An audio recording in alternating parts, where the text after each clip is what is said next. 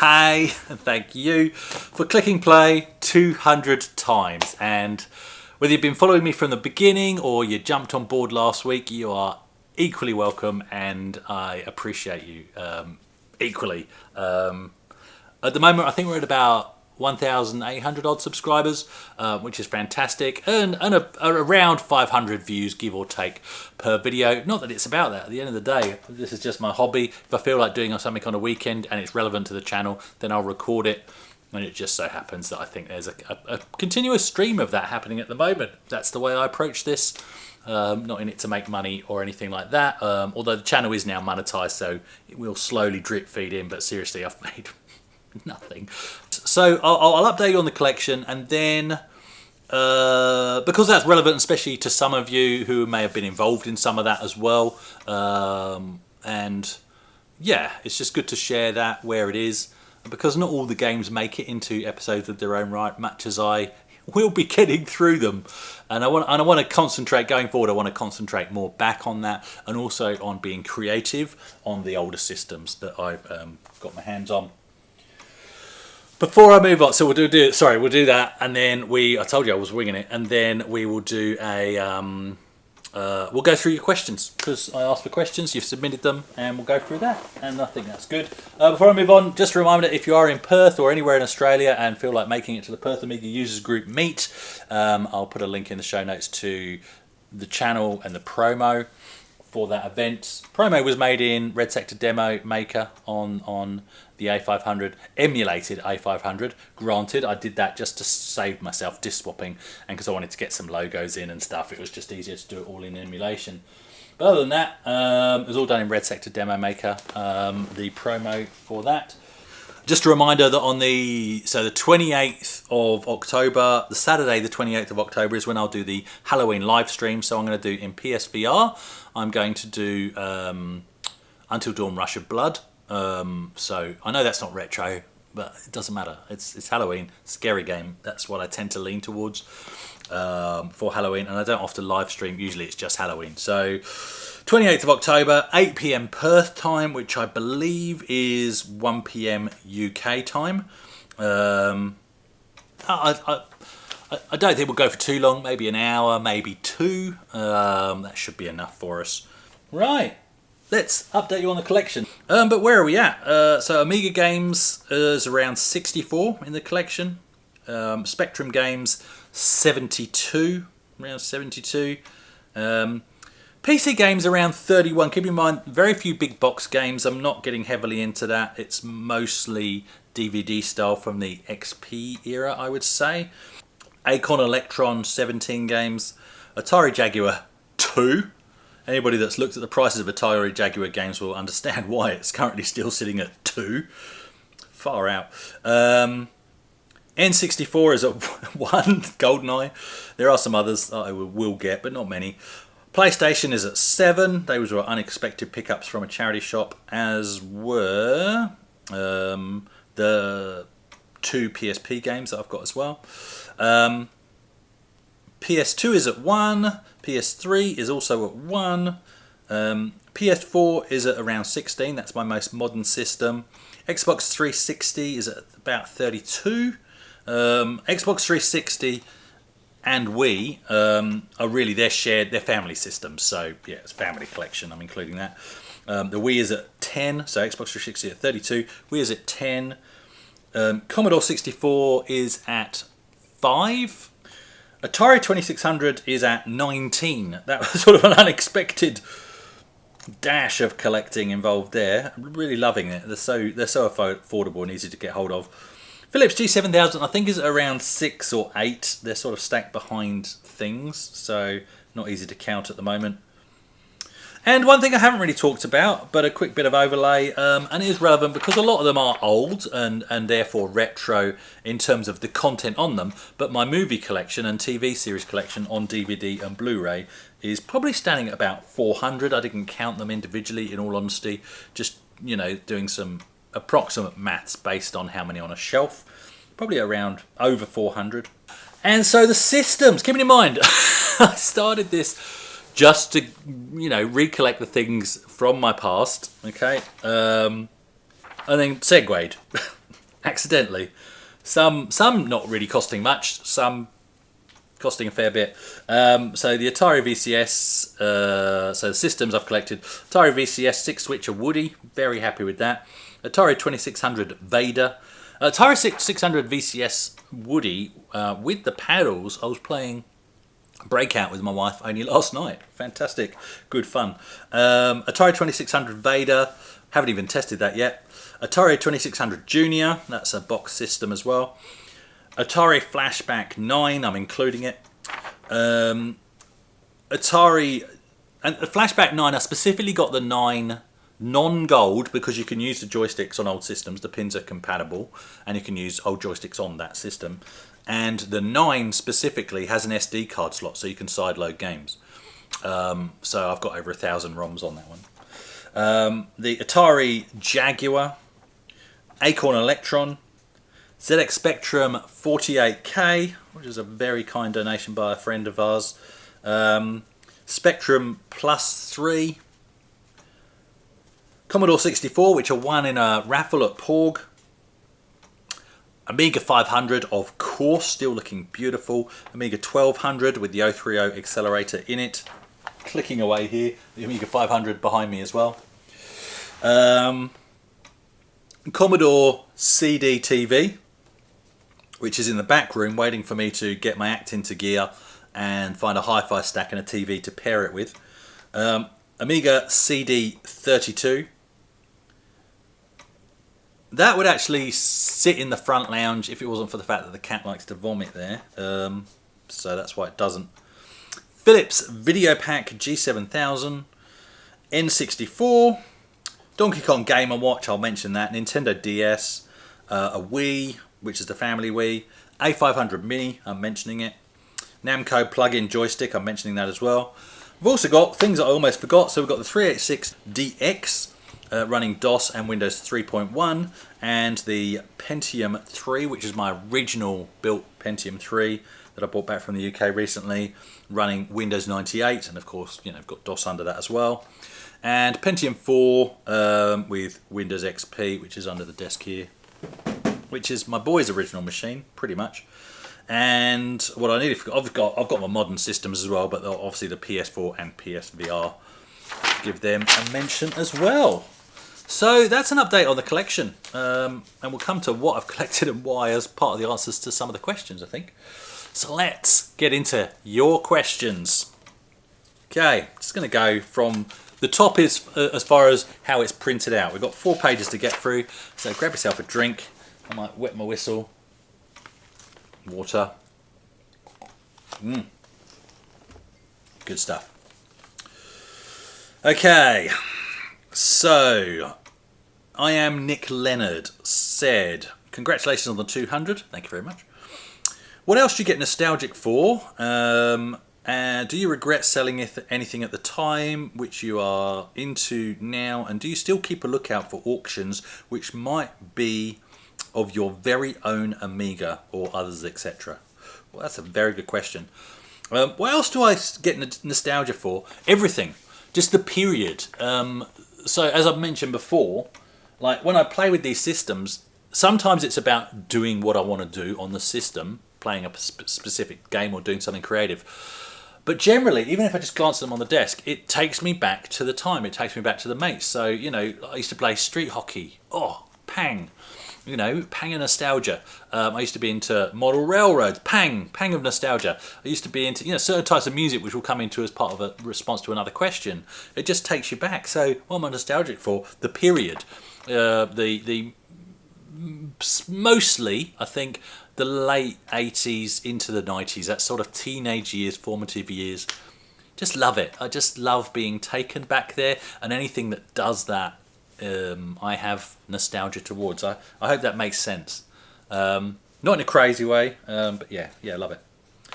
Her Dark Shadow asks, having just pulled out a load of I was pausing because she's got a very long response about pulling out vinyl records and being taken back to her years of playing with the VIC-20, which is sort of explaining the context of the question.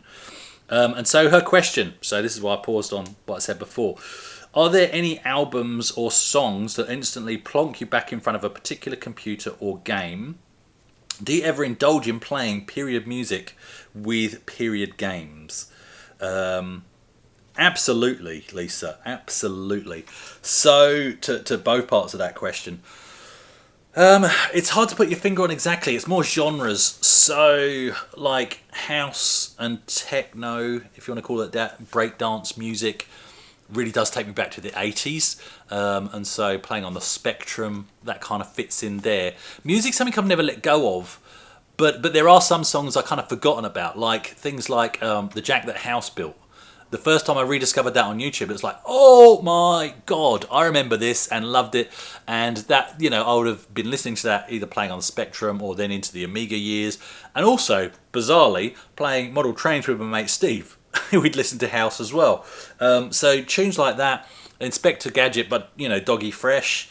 The Ghostbusters soundtrack, weird things like that. And a lot of my love of music, I was never really into a specific band or a specific genre knowingly. A lot of my love of particular music comes from movies. I love movies and the soundtracks to movies. Twisted Sister is Iron Eagle.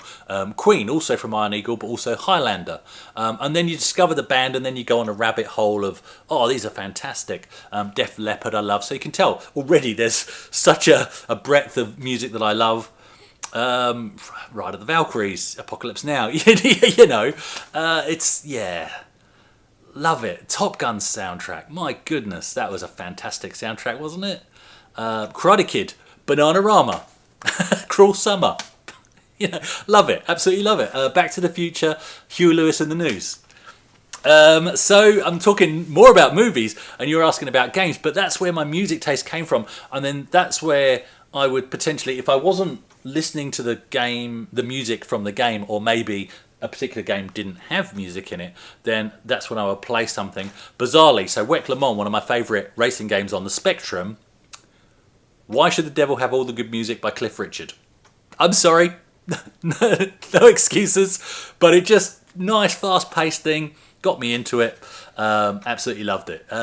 Miami Vice soundtrack whilst playing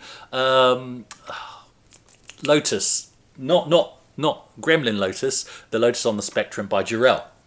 So Lotus Turbo Esprit, I think is, or is it just called Turbo Esprit? I think it's just called Turbo Esprit. The one where you're chasing drug barons around the cities and stuff. So stuff like that, absolutely. Going on a bit later into DOS gaming, Doom. I played Doom whilst listening to, and I think it was mainly Doom 2. Was it mainly Doom 2? I think it might have been mainly Doom 2, whilst listening to the Terminator 2 soundtrack. Now that totally changed the feel of the game. Oh, before that, so Doom 1 was Trouble Gun by Therapy. Okay, Doom 2, Terminator 2 soundtrack, and then, what were they called? I've forgotten the name of the band. Mayonnaise. Oh, Mayonnaise is the name of the track. And then Trouble Gum in the background of that, for reasons I won't go into. It was a mixtape, kind of. Some songs got accidentally mixed over the top of Trouble Gum by Therapy on a pirated tape. Anyway, yeah, Mayonnaise. Oh, can't think of the name of the band. Anyway, it's not Smashing Pumpkins, is it? Might be Smashing Pumpkins. Anyway. And then Duke Nukem 3D, once I got that, I mean, by that time, lots of games had good soundtracks of their own, but Duke Nukem 3D, I would actually pop the soundtrack to Mission Impossible. Yeah, I think it was the original Tom Cruise Mission Impossible. And have that playing, and again, totally changed the feel of the game. It really bizarre, but I loved it.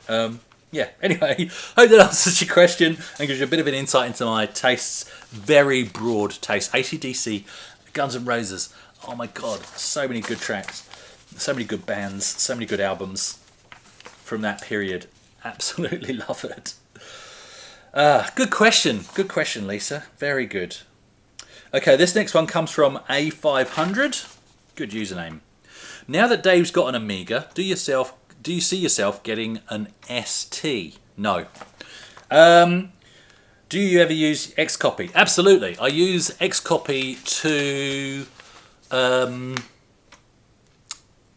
Well, A, to obviously sometimes duplicate discs, but also I use it, I did a video on it.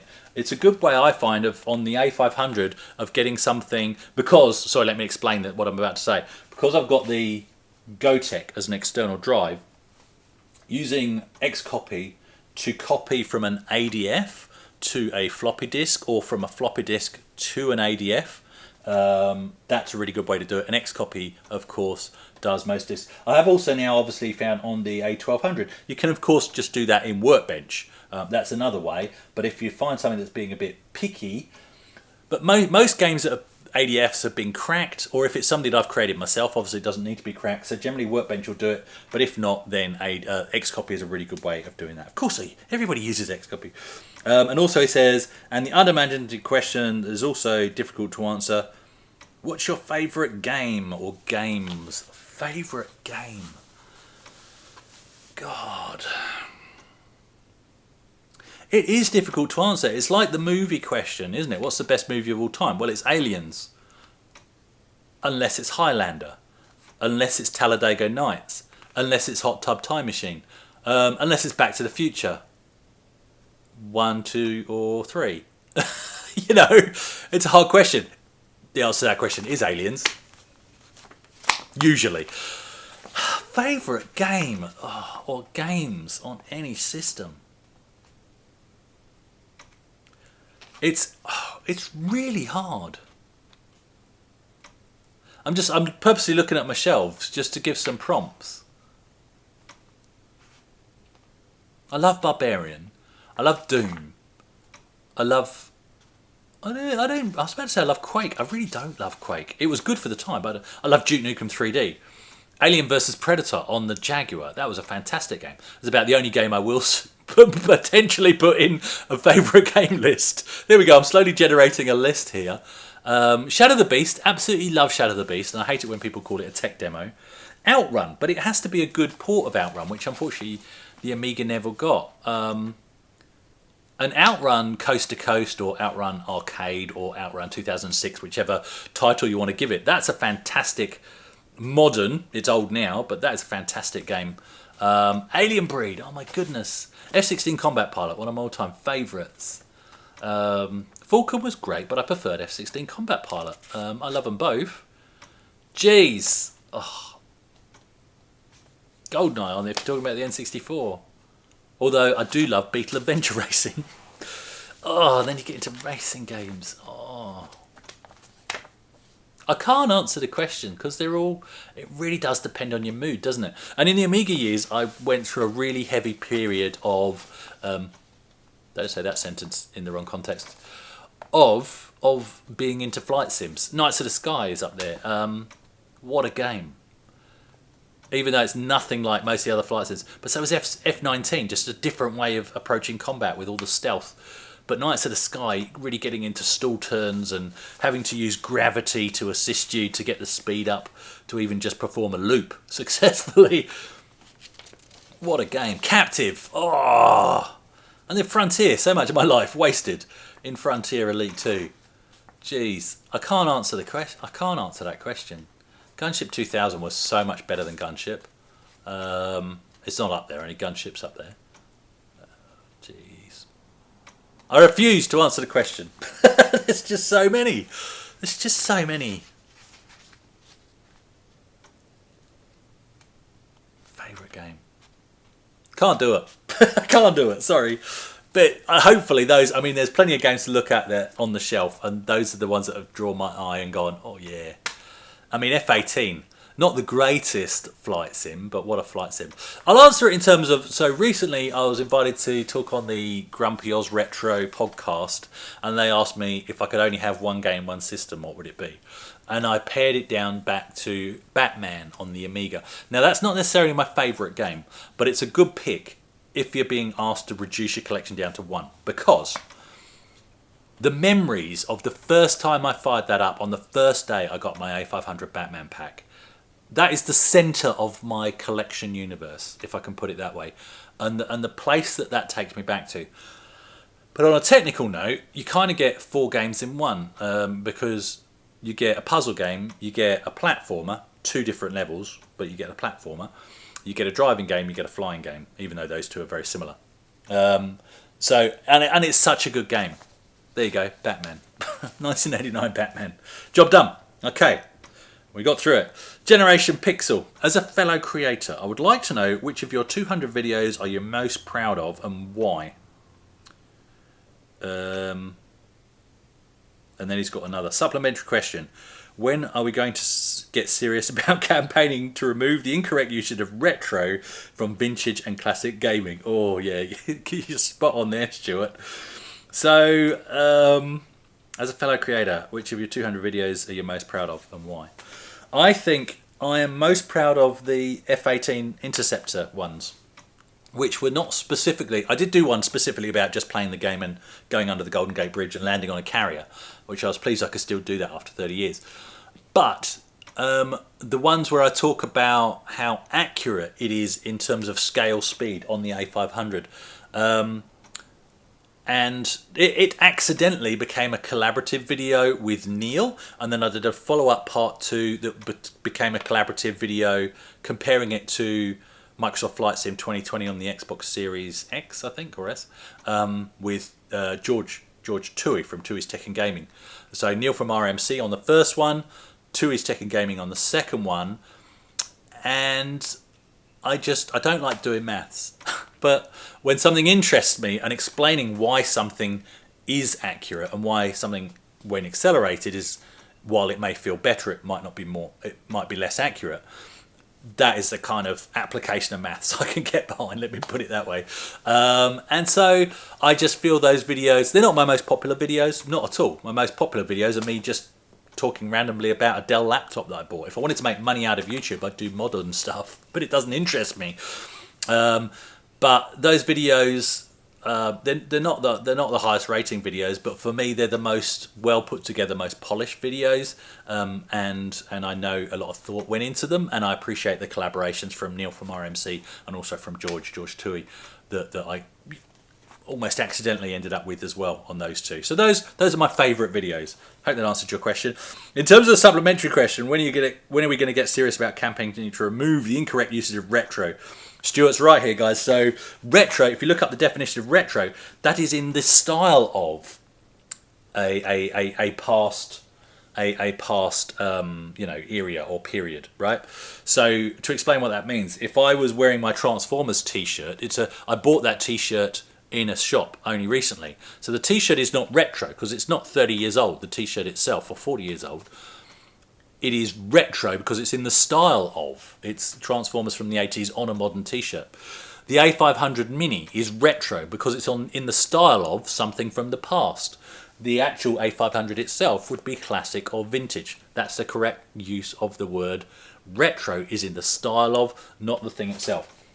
This A1200 is not retro. This A500 is not retro. They are classic or they are vintage.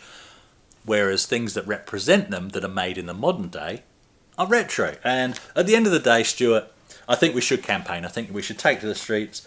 But we're going to get nowhere because, as we know, language changes and language is constantly changing. And the use of the word retro has changed. And I think we accept that, even though everybody's wrong and it's just you and me, mate, that are correct in our use of the word.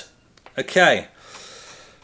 RM Repairs says, I'd like to see you drinking a whole bottle of rum to celebrate 200 episodes. This is Bacardi, white rum. It's not really, it's water.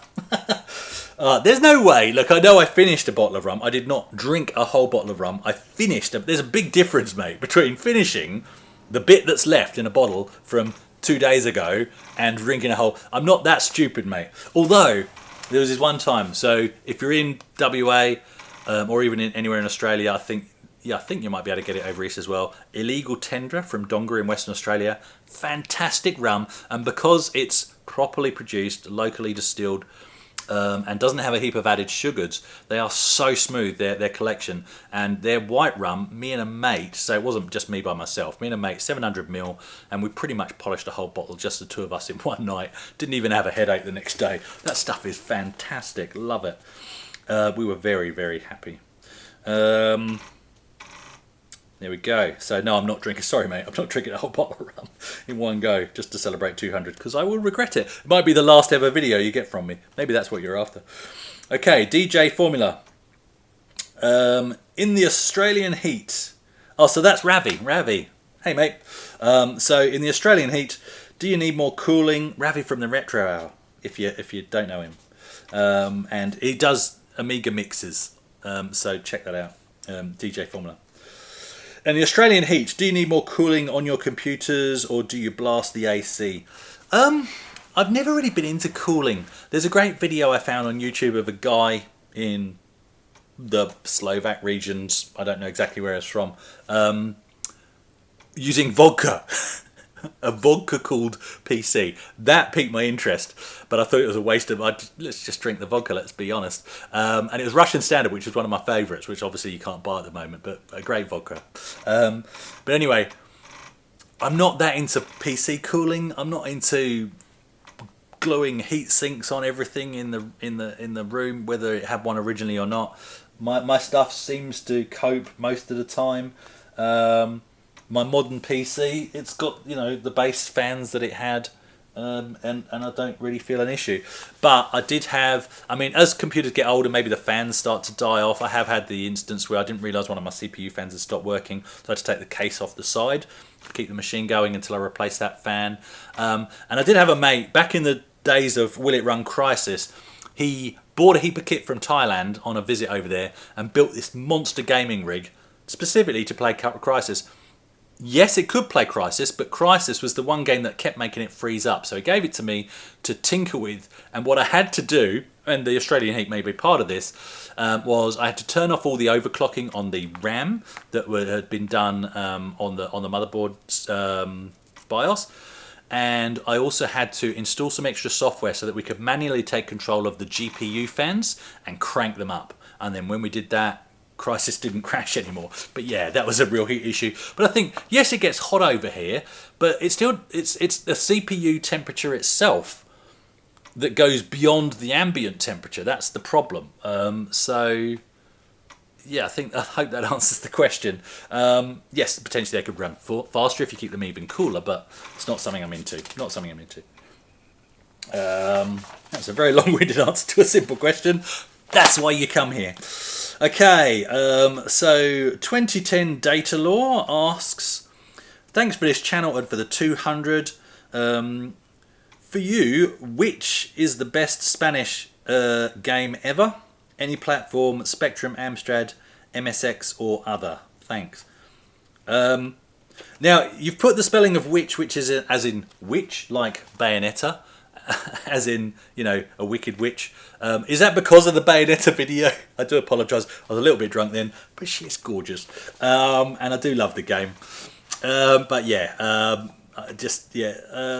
to be honest, I'm not aware of whether any of my games are Spanish. It's not something I do apologise. I assume you're from that region. It's not something I'm specifically aware of or, you know, have honed in on as a niche. So you tell me if any of my Spectrum collection are Spanish games, and I'll tell you if I like them. If they're in my collection, then I like them. So yeah, I hope that answers your question. Got a lot of Russian games, the brand new ones from Zoysia. But other than that, I can't say I've got any knowingly Spanish games. So yeah, I do apologise. Can you tell us, this is from Ed Regan 5948. Can you tell us about your car history? Worst and best cars you've ever owned? Just quickly checking battery. Okay, I think we're fine because we're not filming in 4K. Yeah, I say that because, you know, this could get long-winded. My car history. Oh, I'm not going to tell you every car because there's some generic ones. First car was a clapped out Ford Fiesta from the 80s. Had a cracked chassis. Bought it for £450. From that to a Mark III Escort, 4-door, last of the carburettors. Proton Persona, which I actually really like, Proton Persona 1.6, the more rounded model. It was an M-Reg UK. I can't remember what year that would make it. Maybe a 95, maybe? Yeah, maybe. I actually really liked that car until I destroyed the engine. Moved to Australia. We had, first car was a Nissan Patrol, 4.2 litre petrol. That unfortunately was a lemon. It hadn't been looked after. And then we got a Ford Falcon, had a Mitsubishi Colt. I always forget the Colt. Mitsubishi Colt. So Ford Falcon 95 Futura, which is a 4-litre straight 6. Mitsubishi Colt was just a cheap runaround. That lasted 2 weeks and I blew it up. Where do we go from the Colt? We've had a Hyundai Excel. Nissan 180SX. This is where it gets interesting. So Nissan 180SX with the CA18 DET, so 1.8 turbo, not the SR20. I do apologise, but I actually really like the CA18 engine until I warped the head. But there we go. Yeah, it's a bit of a trend here. Would be destroying cars. I got that reconditioned, redone, and then sold it on. But that was a great car. In terms of some of my favourite cars, the Nissan 180SX is up there, and it's the wife's favourite. Keeping in mind I got a Porsche Cayman in the garage, 2007 Porsche Cayman S, and the 180SX remains her favourite car. So we had another Falcon. What did we have? An AU. Oh my goodness, they're ugly. But that was the wife's car. So another straight 6, 4-litre. Then Hyundai Terracan. That wasn't bad, but it just had injector issues because we had the turbo diesel. I still wouldn't class that as the worst car. We're getting close to the worst car, which may surprise you. What else have I had? 350Z. So the 350Z with the VQ35 HR engine, so the last of the 350s.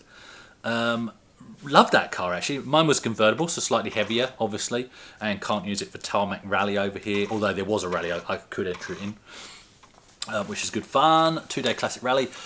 Oh, that was a great car. That was a fantastic car. Before that, I had the 300ZX twin turbo, but mine, unfortunately, again, was a bit of a lemon. I've had more Nissans than anything else. But then we get into a weird period. Okay, Chrysler 300C with the 5.7 V8 Hemi.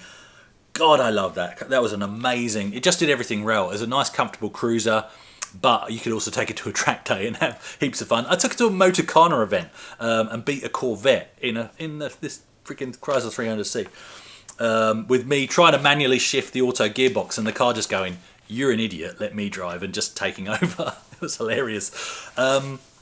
Down a drag strip, taking most of my cars down this drag strip. Okay, then went into a weird period, but an enjoyable period. I had 3 Alfa Romeos all at the same time, briefly. So I had a silver, first one I bought was a silver Alfa Romeo 916 GTV, twin spark. Never had the V6 Busso, unfortunately. I would love one, but I got the twin spark. So that was a silver one with the sunroof.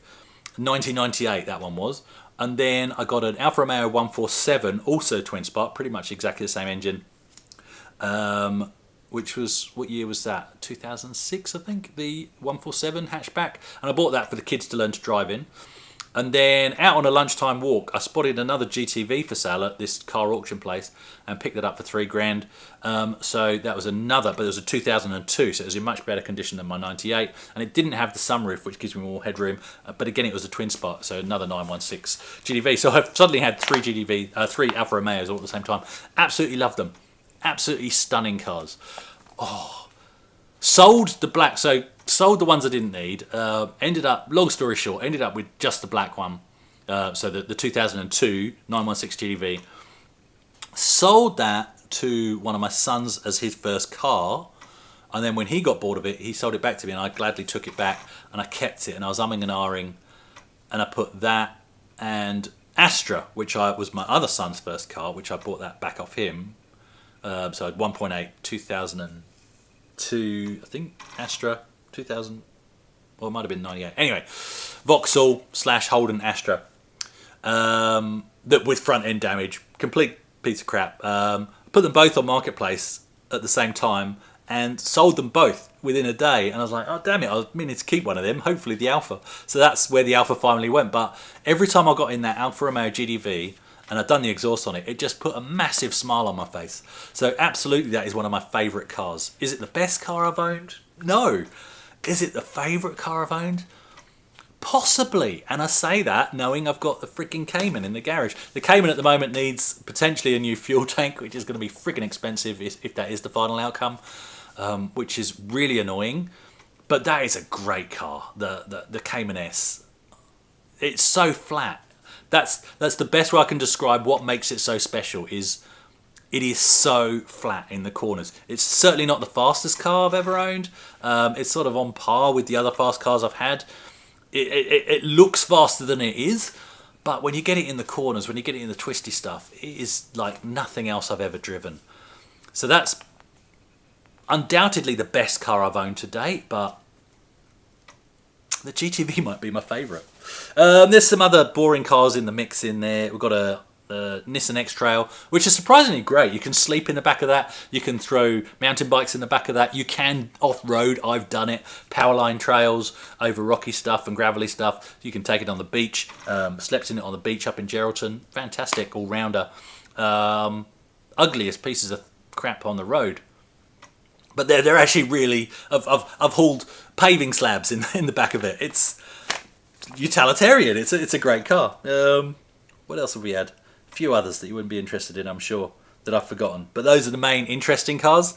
Alfa Romeos. Can't explain it. And it's not just me quoting Top Gear. They are right. Unless you've owned one, you just don't understand it. Ugh. But yeah, the Porsche's up there. Porsche's definitely up there. Okay. Sorry, that was... I knew somebody would... get me onto cars. Okay, Springy NZ said, what is the one piece of hardware you would like to add to your collection? In all honesty, I think I've got all the bits of hardware that I want. I think I've genuinely got all the Amigas that I want. I can't think of another piece of hardware that I want. So that sort of brings me on to sort of modern stuff. If they bring out an A500 Maxi, of course I'll grab that. But does that really count? I don't know that really counts in the question you're asking. I think I've been very fortunate. And keeping in mind, this has been since 2018, this whole thing started. So it's not been a mad rush.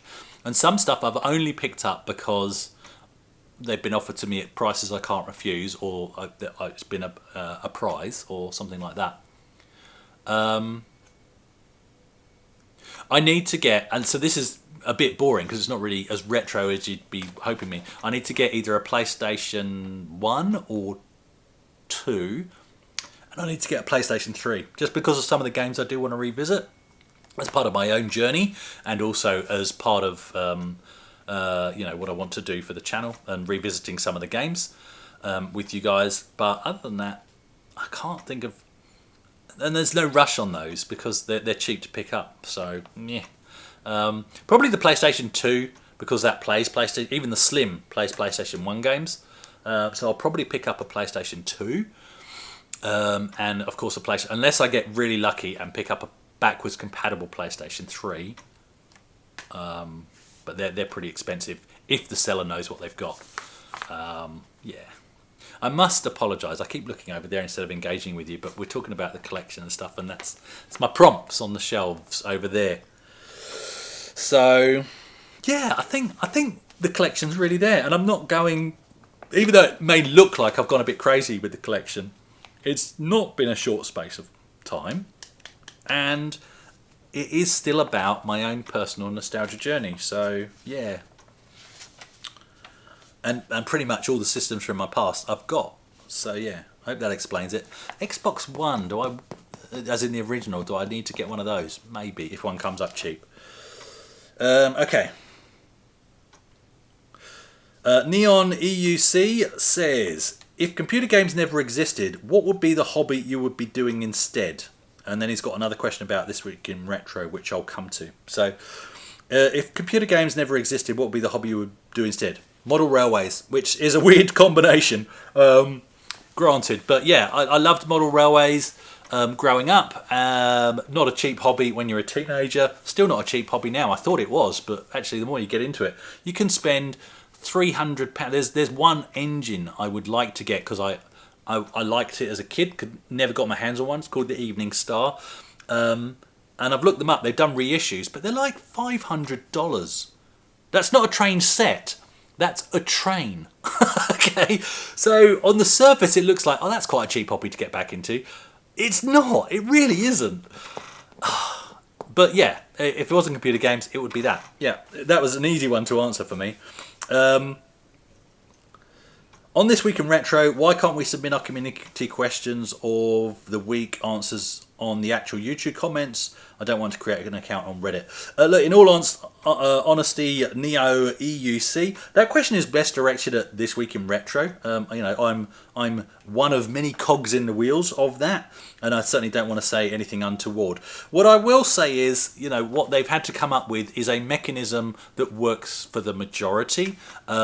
And keeping in mind, it's not predominantly a YouTube channel. It is a podcast on audio-only platforms and on multiple platforms. So logistically, for us to check YouTube comments on and comments on, say, Spotify, or I don't even know if Spotify handles comments, but you know, all the other places where people could be commenting, that would take a lot of our time to go and check every single thing and collate the answers to the questions and work out which ones we're going to read out. So I hope you can appreciate that as part of the answer. But yeah, direct that question at This Week in Retro, not at this channel, is probably the best answer I can give you. But that is part of the justification of why it's done the way it is. And if it makes you feel better, I didn't have a Reddit account that I was actively using, but you know, as part of being part of that podcast, I did create one, or sort of resurrect one that I sort of had on the back burner that I hadn't really used. Okay, slowly making smoke. Are you in danger of becoming a hoarder? So slowly making smoke is this person's name. Are you in danger of becoming a hoarder? I distinctly remember you saying you're only going to collect the bits of the Amiga 500 you had as a kid. That is so how this started. I just want the Amiga 500 Batman pack and the games that I remember from my childhood. It's sort of grown a bit beyond that, hasn't it? And I think it was fair to grow to the other systems like the Spectrum, the Acorn Electron, the Philips G7000, because I suddenly realised, oh yeah, those were great systems, and they had great games that I have a lot of nostalgia for and a lot of fond memories of the friends that I played those games with. That's always what this comes back to. But yeah, you're right, it has segued into things like the Ataris and the extra Amigas. You know, you can't use them all at once, but I do not see myself as a hoarder. I think my collection is still fairly well controlled, and actually quite a small collection when you look at other people's collections. And what I don't have is double ups. I only have one A1200. I only have one A500. I have a spare A500 keyboard because I had trouble with one, so you know, I want to keep that because I've got spare keys for the Samsung keyboard, which are hard to get hold of. Sorry, yeah, it is the Samsung one, the dual membrane, and obviously the springs and stuff like that. So, but I don't have, you know, you see these people, and I'm not going to knock how anybody else collects stuff, but you see these people, they've got racks and racks, metal shelving, ugly in my opinion, and they you know, they flex their photos of, oh, here's my 10 A500s and here's my box of, you know, spare A600s and blah blah blah. It doesn't impress me. It really doesn't impress me. That is hoarding. Okay, I am going to have a go at other people's collecting habits, and that is withholding stuff that other people could be enjoying. I get why they fall into the trap. So a bit of leeway there. I do get why they fall into that trap, because you think you need a spare or whatever. But that's hoarding. What I've done so far is not hoarding, and I never plan to be hoarding. And already, in fact, so because I've got my Pentium 3, the AMD K62 IBM Aptiva is being sold back to the guy that sold it to me, because I don't need it. I don't need two Windows 98 era PCs. So one is going. So I hope that justifies my existence, Inquisitor. Yeah. Good question though, very good question. Still, for me, the collection is predominantly about nostalgia. The Atari's got a bit out of hand, but there's still only 3 of them, and they're just so cheap. So there you go. Okay, Lee Bannard 4564 says, how are you getting on with your C64? I had one as a kid and it had a lot of use for many years. To be honest, look, I do like the C64 and I do appreciate the system that it was for the time, and I didn't have one, so I don't have nostalgia for it. I hope that explains what I'm about to say. So in all honesty, it is a really nice shelf piece. I only have it because I won it in a raffle. I didn't choose to get one. And I appreciate what I can now do is investigate what I missed out on. But it's not a priority in terms of my journey. So predominantly it sits as a very nice shelf piece, and I like having it, and I'm grateful for that, because that was a fantastic prize. At the end of the day, that cost me $20 worth of raffle tickets. That's all it cost me. And came through the cassette deck, 4 games and 2 joysticks. Or 1 joystick, and I added another one. Really nice thing, and it's a bread bin. Fantastic piece of computing history. Not something I have nostalgia for. That's why it hasn't got touched much. But every time I do use it, yeah, I appreciate it. I think this one does still have a slight issue, because sometimes games have like issues and then it freezes. I'm not quite sure what's wrong with it, but generally it will then come good again. I do need to get back into it, because I have got 1 cartridge game, so I'm interested to see how that works. But yeah, I like having it. I hope that answers your question, and I'm pleased that you have nostalgia for it, because that is what it's all about. In that era for me, it was the Acorn Electron, followed by the Spectrum. Retro Gaming 9134. When and why did you relocate to Australia?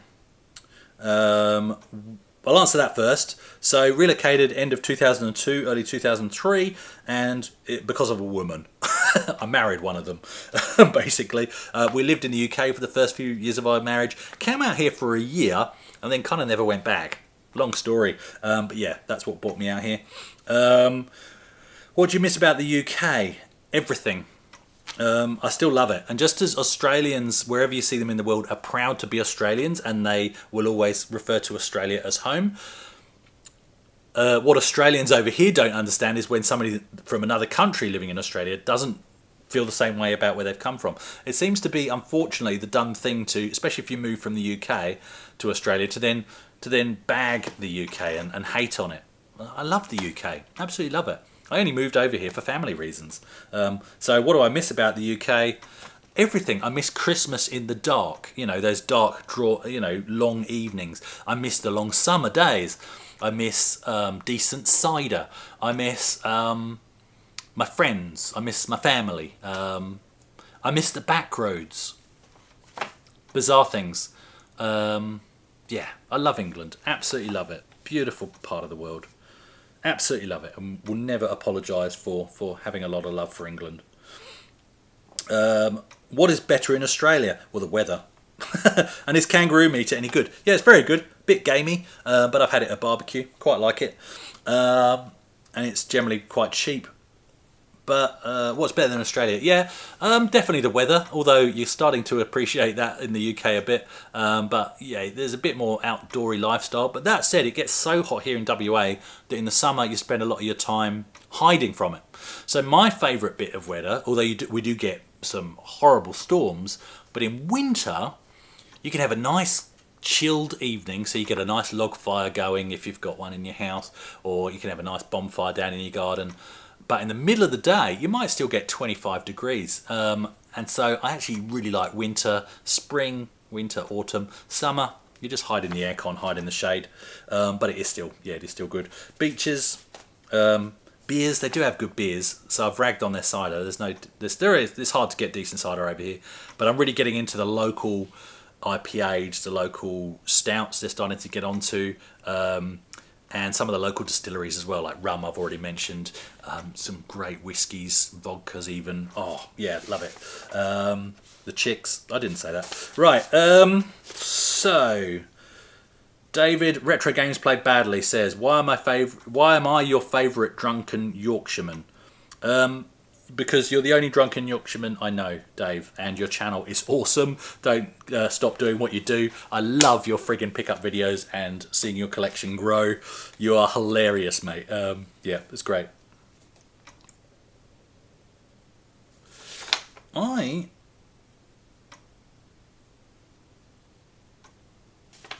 missing some questions, so I'll get on to that.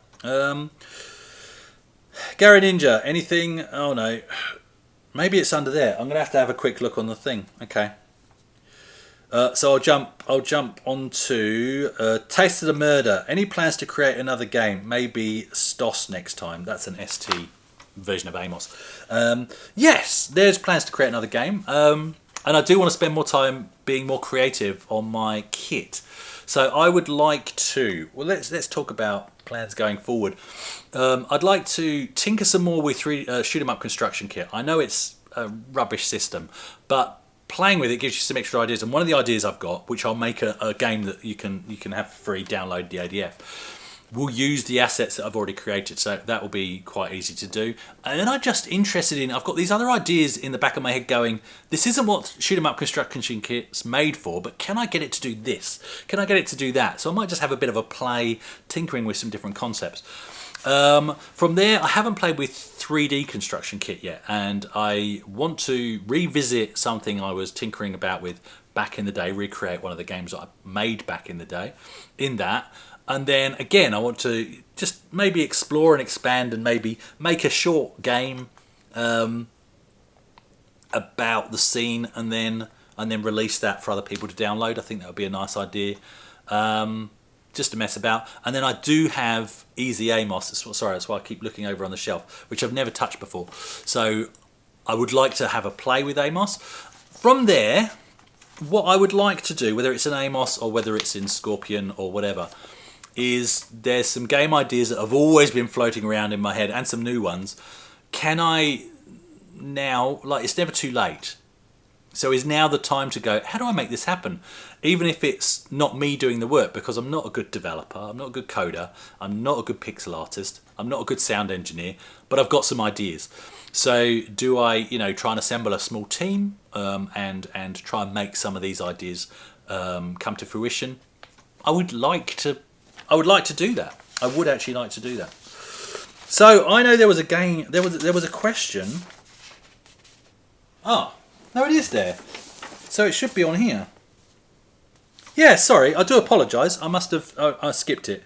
So Aussie Retro Dude 9253 says, yeah, I must have accidentally skipped it. He says, who do you like to watch on YouTube and what made you start your own channel?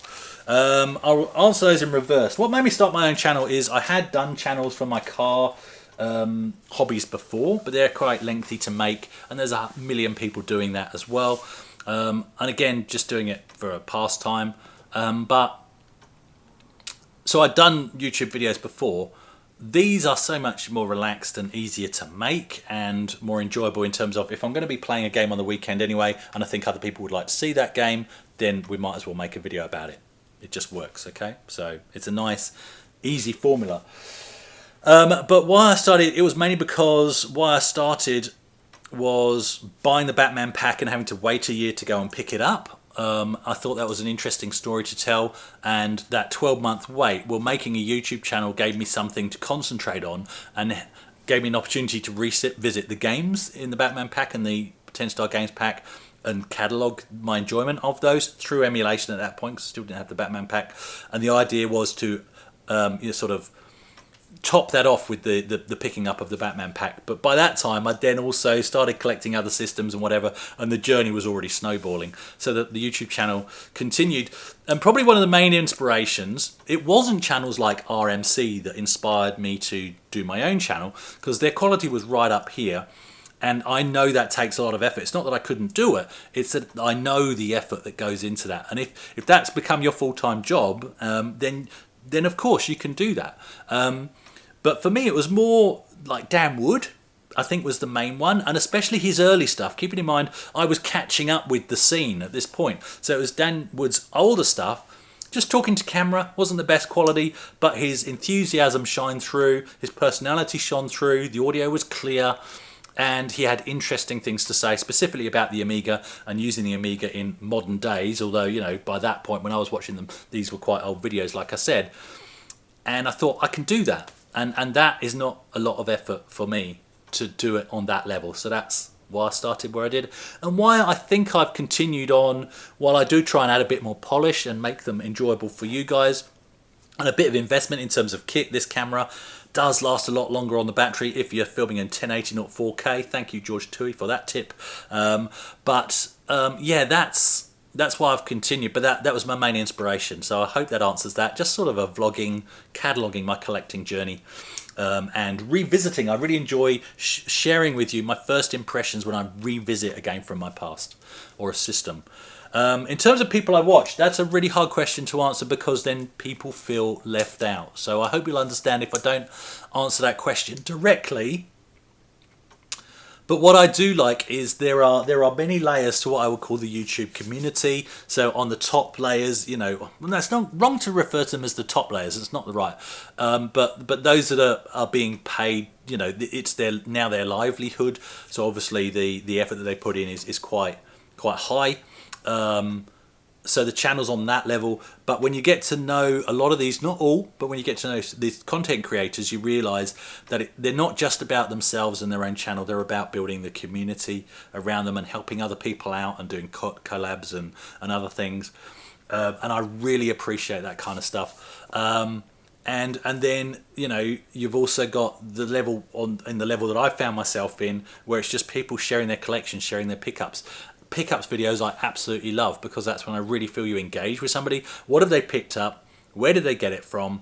I'm not so interested in what's it worth and all that, but it's why have they picked it up? What are their memories? And that's when you get to know the person on the other side of the screen. I hope that makes sense.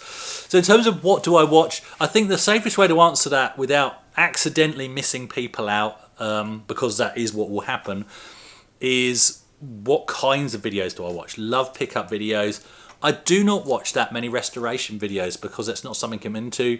I catalogue them up here. I go, okay, if I ever have a problem with an Atari 2600 Vader, I think it's Cine Steve has got a video on that. Fantastic. It might not be Cine Steve. Philips G7000, I need to fix mine. I know Glenn, CRG, has a video on exactly the problem I'm having, and I have seen his solution because, you know, so I catalogue them up here. And I go, I know where to go for that information. I know it's out there. That's fantastic. You know, some people do restoration videos really well, and it can be therapeutic to watch.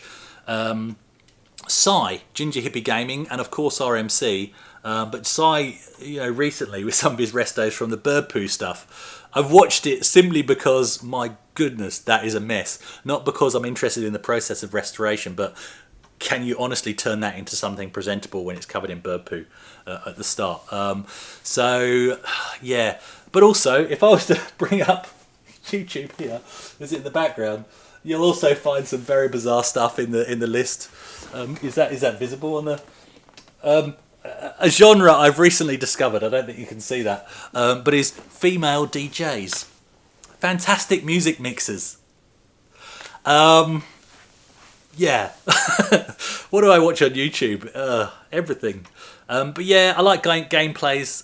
But again, you can't watch everything. This is a challenge. You can't watch everything, and this is where my battery's warning me that I'm dying. So let's end it. You can't watch everything, so you do have to pick and choose what you watch.